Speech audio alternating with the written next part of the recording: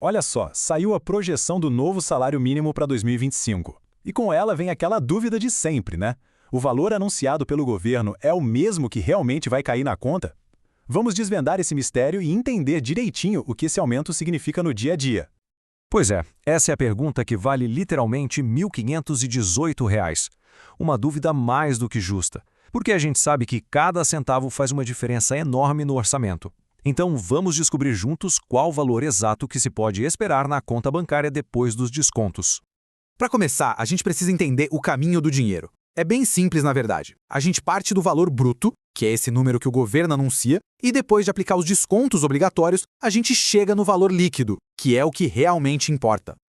Então, esse é o ponto de partida, R$ 1.518. Esse é o valor bruto oficial, o piso nacional para 2025. É a partir dele que todos os outros cálculos são feitos. E logo de cara, já temos o primeiro desconto que é obrigatório, a contribuição para o INSS. É bom lembrar que isso não é só uma taxa, né? É o que garante direitos importantes lá na frente, como a aposentadoria e outros auxílios. Para quem recebe exatamente um salário mínimo, o valor desse desconto é de 7,5%. A matemática aqui é bem direta, olha só. Partindo dos R$ 1.518 brutos, a gente calcula 7,5%, que dá R$ 113,85. Subtraindo esse valor, chegamos ao salário líquido final. E aqui está o número mais esperado. O valor que de fato vai ser depositado na conta em 2025 é de R$ 1.404,15. É com base nesse valor que o planejamento financeiro do mês pode ser feito. Certo, o INSS já foi. Mas e o famoso leão? Será que o imposto de renda leva mais uma fatia desse bolo? Essa é outra dúvida muito comum e que a gente precisa esclarecer.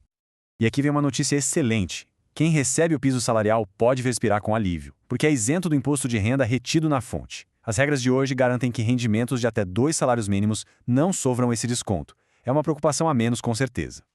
Agora que a gente já entendeu o valor líquido, vamos para o próximo passo. Como é que esse novo mínimo impacta diretamente quem recebe benefícios do INSS? Para estes grupos, a atualização é direta e automática, sem precisar fazer nada. Aposentadorias e pensões que estão no valor do piso já são reajustadas. O mesmo acontece com o BPC/LOAS, aquele benefício de prestação continuada. E aqui tem um ponto muito importante. Os benefícios que são no valor do piso, ou seja, de um salário mínimo, são reajustados com base na inflação mais um ganho real, que vem do crescimento da economia. Já para quem recebe acima do mínimo, a história é outra. O benefício é corrigido apenas pela inflação. É uma diferença bem significativa na política de reajuste. Com o valor líquido em mãos, surge outra pergunta, talvez a mais importante de todas. Esse dinheiro é suficiente para cobrir as despesas básicas de uma família? Para colocar isso em perspectiva, existe um cálculo feito pelo Diese. Eles estimam o que chamam de salário mínimo necessário, que seria o valor ideal para uma família de 4 pessoas conseguir pagar moradia, alimentação, saúde e todas as outras necessidades básicas com dignidade. E quando a gente coloca os dois lado a lado, a diferença é gritante. De um lado, o valor oficial projetado de R$ 1.518. Do outro, a estimativa do Diese para o salário necessário, que passa dos R$ 7.000. A distância entre a realidade e o ideal é de fato enorme. A conclusão é essa e é bem impactante. O valor que seria necessário para cobrir as despesas básicas é quase 5 vezes maior que o salário mínimo oficial. Isso dá uma dimensão muito clara dos desafios que milhões de brasileiros enfrentam. Para a gente fechar, vamos olhar um pouco para a política por trás desses números e para o que a gente pode esperar para os próximos anos. O cálculo do mínimo segue a chamada política de valorização. A fórmula é a seguinte: ela soma a inflação do ano anterior com a variação do crescimento da economia de 2 anos antes. O objetivo é garantir que o salário não só acompanhe os preços, mas que também tenha um aumento real no poder de compra. E se a gente olhar para os últimos anos, dá para ver uma tendência clara de aumento. Essa evolução toda reflete justamente a aplicação dessa política, sempre buscando recuperar e aumentar o poder de compra aos poucos. E para o futuro, o que a gente pode esperar? O governo já tem projeções para os próximos anos, com base nas estimativas de inflação e crescimento da economia. A previsão é que o mínimo continue nessa trajetória de alta. Mas, e aqui fica um alerta super importante, tudo isso são apenas projeções.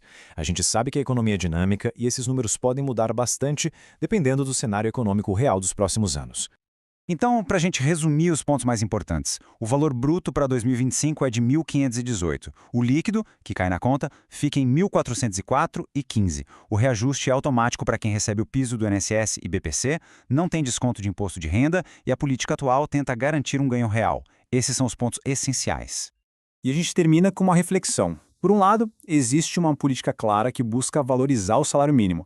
Por outro, a gente viu a distância gigantesca que existe entre o valor oficial e o que seria o ideal.